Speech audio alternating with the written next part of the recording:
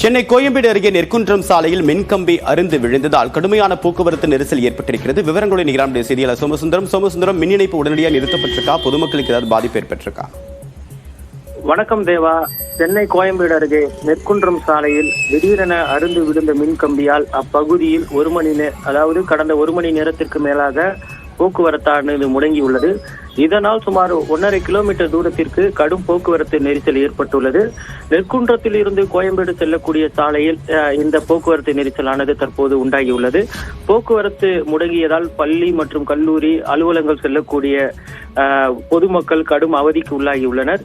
கோயம்பேட்டிலிருந்து காய்கறி ஏற்றி செல்லக்கூடிய வாகனங்கள் இந்த சாலையில் பயணிப்பதாலும் தற்போது கடும் போக்குவரத்து நெரிசல் உண்டாகியுள்ளது. குறிப்பாக ஆட்டோ, இருசக்கர வாகனங்கள், கனரக பேருந்துகள் போக்குவரத்து நெரிசலில் சிக்கி தவிக்கக்கூடிய காட்சியை தான் நாம் தற்போது பார்த்து வருகிறோம். மேலும் இந்த போக்குவரத்தால் கோயம்பேடு மதுரவாயல் சாலையில் தற்பொழுது போக்குவரத்து நெரிசலும் உண்டாகியுள்ளது.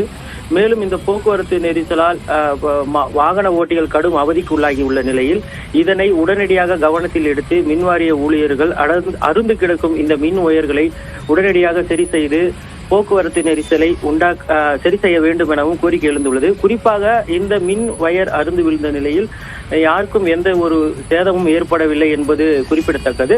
ஆனால் இதன் காரணமாக இந்த சாலையில் சுமார் 1.5 கிலோமீட்டர் தூரத்திற்கு கடும் போக்குவரத்து நெரிசல் உண்டாகியுள்ளதை தற்போது நாம் நேரடியாக பார்த்து வருகிறோம்.